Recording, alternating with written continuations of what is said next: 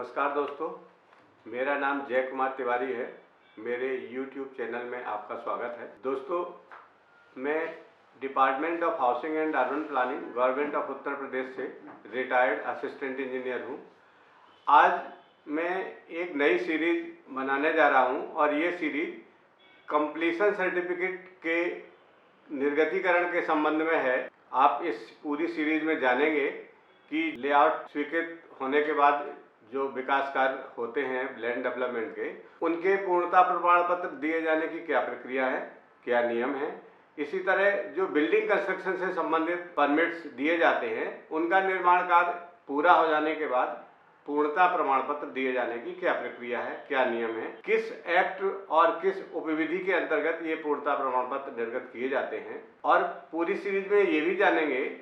कि building construction के cases में बिल्डिंग के क्षेत्रफल और उनके यूज के अनुसार क्या वर्गीकरण किया गया है पूर्णता प्रमाण पत्र के लिए, जो प्रारूप निर्धारित हैं उनका। उसके बाद इसमें ये भी जानेंगे कि कौन कौन से अभिलेख जमा किए जाते हैं पूर्णता प्रमाण पत्र प्राप्त करने के लिए। उनके साथ आर्किटेक्ट्स और रजिस्टर्ड इंजीनियर्स के कौन कौन से सर्टिफिकेट लगाने होते हैं। अगले चरण में जानेंगे इस पूरी सीरीज में कि पूर्णता प्रमाण पत्र की जांच और परीक्षण की क्या प्रक्रिया है, क्या चेकलिस्ट है, किन किन बिंदुओं पर आपके पूर्णता प्रमाण पत्र की जांच की जाएगी। उसके बाद पूर्णता प्रमाण पत्र निर्गत करने के लिए संबंधित जो विकास प्राधिकरण या हाउसिंग बोर्ड का कार्यालय है, उसमें उपाध्यक्ष को अथवा आवास आयुक्त को क्या अधिकार है, कितने समय में आपको पूर्णता प्रमाण पत्र निर्गत किए जाने का प्राविधान है। फिर इसके अगले चरण में ये भी जानेंगे इस पूरी सीरीज में कि अगर किसी कारण से आपका पूर्णता प्रमाण पत्र के लिए प्रस्तुत किया गया आवेदन संबंधित प्राधिकारी द्वारा अस्वीकृत कर दिया गया है, तो फिर आप कैसे अपनी अपील कर सकते हैं, अपील करने का क्या प्राविधान है, ये भी जानेंगे। तथा ये भी जानेंगे कि पूर्णता प्रमाण पत्र एक बार अस्वीकार हो जाने के बाद पुनः आवेदन कैसे किया जा सकता है, उसकी क्या प्रक्रिया है। इस पूरी जो पूर्णता प्रमाण पत्र के या अंग्रेजी में कहें कंप्लीशन सर्टिफिकेट की जो प्रक्रिया है, पूरी सीरीज में हम क्या क्या बात करेंगे ये हमने अभी आपको बताया। अब इस सीरीज का पहला वीडियो हम शुरू करने वाले हैं और इस पहले वीडियो में हम ये बात करेंगे कि पूर्णता प्रमाण पत्र या कंप्लीशन सर्टिफिकेट, कुछ लोग इसको अधिभोग प्रमाण पत्र या ऑक्यूपेंसी सर्टिफिकेट भी कहते हैं, शॉर्ट में कंप्लीशन सर्टिफिकेट को सीसी कह देते हैं और ऑक्यूपेंसी सर्टिफिकेट को ओसी कह देते हैं। व्यवहारिक दृष्टिकोण से अगर देखें तो विकास प्राधिकरणों में या उत्तर प्रदेश आवास विकास परिषद के कार्यालयों में ऑक्यूपेंसी सर्टिफिकेट या अधिभोग प्रमाण पत्र नाम से प्रमाण पत्र दिए जाने की कोई प्रक्रिया नहीं है। यद्यपि जो पूर्णता प्रमाण पत्र है, जिसको कंप्लीशन सर्टिफिकेट कहते हैं, वो सर्टिफिकेट ही अपने आप में कंप्लीशन सर्टिफिकेट और ऑक्यूपेंसी सर्टिफिकेट दोनों के लिए एक समान रूप से प्रभावी है। उसको कुछ भी कह सकते हैं, आप उसको कंप्लीशन सर्टिफिकेट भी कह सकते हैं और ऑक्यूपेंसी सर्टिफिकेट भी कह सकते हैं, क्योंकि जब आप उस कंप्लीशन सर्टिफिकेट लेने के लिए आवेदन प्रस्तुत करते हैं तो आवेदन के जो परफॉर्मे हैं उसमें ये लिखा जाता है कि समस्त कार्य नियमों के अनुसार, स्वीकृत मानचित्र के अनुसार और तमाम उसमें बिंदु हैं, वो सब लिख के आप ये भी देते हैं कि अब भवन पूरी तरह से अधिभोग के लिए या ऑक्यूपेंसी के लिए तैयार है और हमें पूर्णता प्रमाण पत्र निर्गत कर दिए जाए। इस प्रकार जब इस आवेदन में आप इस तरह अपना सर्टिफिकेट आर्किटेक्ट और रजिस्टर्ड इंजीनियर के माध्यम से प्रस्तुत करते हैं, तो जो भी प्रमाण पत्र निर्गत किया जाता है विकास प्राधिकरणों द्वारा, उसका नाम यद्यपि कंप्लीशन सर्टिफिकेट या पूर्णता प्रमाण पत्र है, लेकिन वो ऑक्यूपेंसी सर्टिफिकेट या ओसी या अधिभोग प्रमाण पत्र और पूर्णता प्रमाण पत्र एक समान है, उसमें कोई अंतर नहीं है। अब बात करते हैं कि पूर्णता प्रमाण पत्र दिए जाने के नियम में, एक्ट में क्या प्राविधान है। दोस्तों, उत्तर प्रदेश नगर योजना और विकास अधिनियम की धारा 15A के अंतर्गत संबंधित विकास प्राधिकरण के उपाध्यक्ष को और हाउसिंग बोर्ड के केस में आवास आयुक्त को पूर्णता प्रमाण पत्र निर्गत करने के अधिकार प्राप्त हैं और इसी क्रम में भवन निर्माण एवं विकास उपविधि 2008 यथा संशोधित 2011 एवं 2016 के अंतर्गत उपविधि संख्या 2.1.8 के अंतर्गत विकास कार्यों के लिए जो लेआउट से संबंधित पूर्णता प्रमाण पत्र के आवेदन हैं उसमें पूर्णता प्रमाण पत्र निर्गत किए जाने के प्रोविजंस हैं, तथा बिल्डिंग्स के लिए निर्माण कार्यों के लिए उपविधि संख्या 3.1.8 में बिल्डिंग्स के केस में पूर्णता प्रमाण पत्र निर्गत किए जाने के प्रावधान निर्धारित है। दोस्तों, अब बात करते हैं बिल्डिंग के केस में क्या वर्गीकरण है उनके क्षेत्रफल के हिसाब से, उनके आवेदन करने के निर्धारित प्रपत्रों के अनुसार क्या वर्गीकरण किया गया है पूर्णता प्रमाण पत्र के लिए, इस पर बात करते हैं।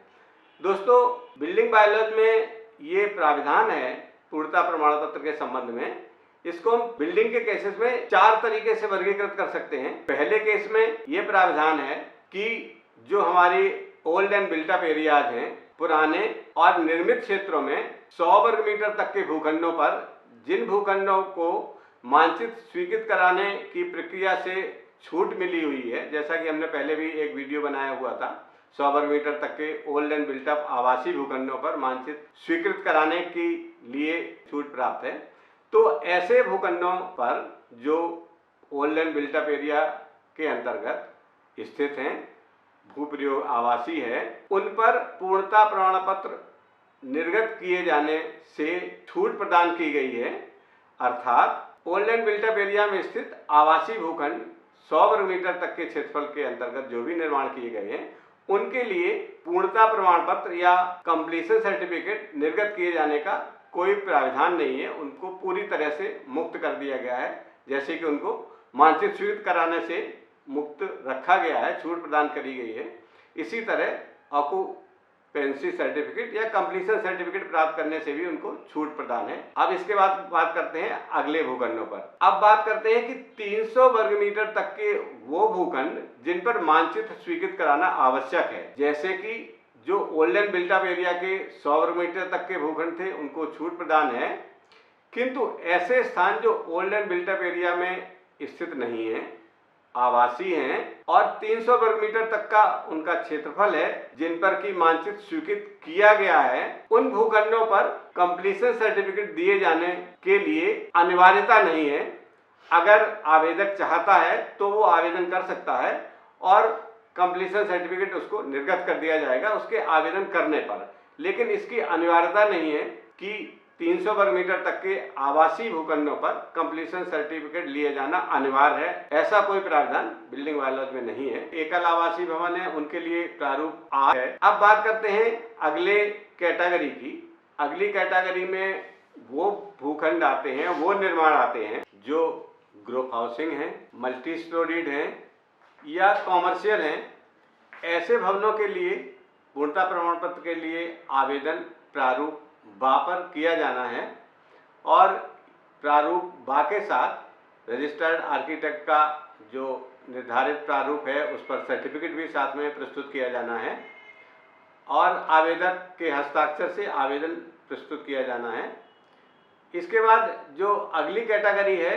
जिसको वर्गीकरण में रखा गया है नेक्स्ट स्टेज पर, वो है वो कैटेगरी जिसमें एकल आवासीय भवन जो अभी पहले डिस्कस किया वो नहीं आते हैं, कॉमर्शियल, मल्टी स्टोरी या ग्रुप हाउसिंग भवन नहीं आते हैं। इसके अतिरिक्त जो भी अन्य भवन हैं वो इस कैटेगरी में आते हैं। इस कैटेगरी के भवनों को पूर्णता प्रमाण पत्र के लिए आवेदन प्रारूप सा पर करना है।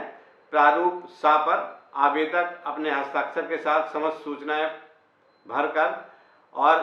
जो संबंधित उसका रजिस्टर्ड इंजीनियर अथवा आर्किटेक्ट है उसके माध्यम से उसका सर्टिफिकेट प्रस्तुत करते हुए आवेदन प्रस्तुत किया जाएगा और जांच के उपरांत पूर्णता प्रमाण पत्र निर्गत करने योग्य पाए जाने पर पूर्णता प्रमाण पत्र निर्गत किया जा सकता है। दोस्तों, इसके बाद जो अगली कैटेगरी है वो है विकास कार्यों की। जो लेआउट प्लान्स हैं जहां की विकास कार्यों के लिए परमिट जारी किया गया है,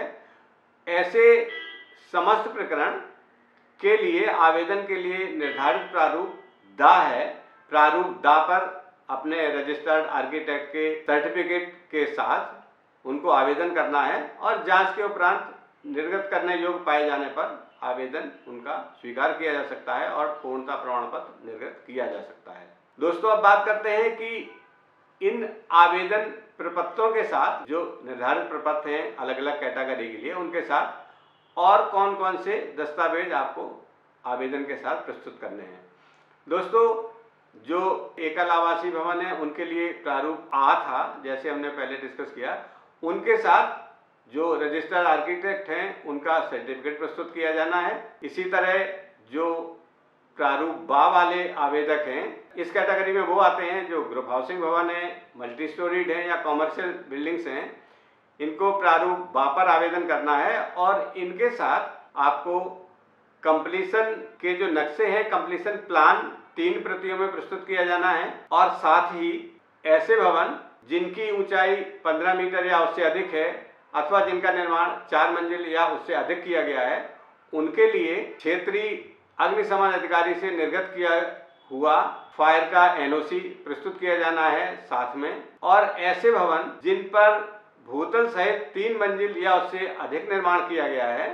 उनके लिए स्ट्रक्चरल इंजीनियर से निर्गत किया गया स्ट्रक्चरल सेफ्टी सर्टिफिकेट भी साथ में प्रस्तुत किया जाना है। ये दस्तावेज आपको विभिन्न कैटेगरी के भवनों में उनके रेस्पेक्टिव प्रपत्र के साथ प्रस्तुत किए जाने हैं कंप्लीशन के आवेदन के साथ। दोस्तों, ये वीडियो यहीं समाप्त होता है। अगले वीडियो में हम बात करेंगे कि इस तरह आपने जो आवेदन प्रस्तुत किया है उसकी परीक्षण की क्या प्रक्रिया है और उसके साथ उनकी जो चेकलिस्ट है वो क्या है, चेकलिस्ट में किन किन बिंदुओं पर परीक्षण किया जाना है आपके आवेदन का, उन बिंदुओं पर हम अगले वीडियो में बात करेंगे। नमस्कार।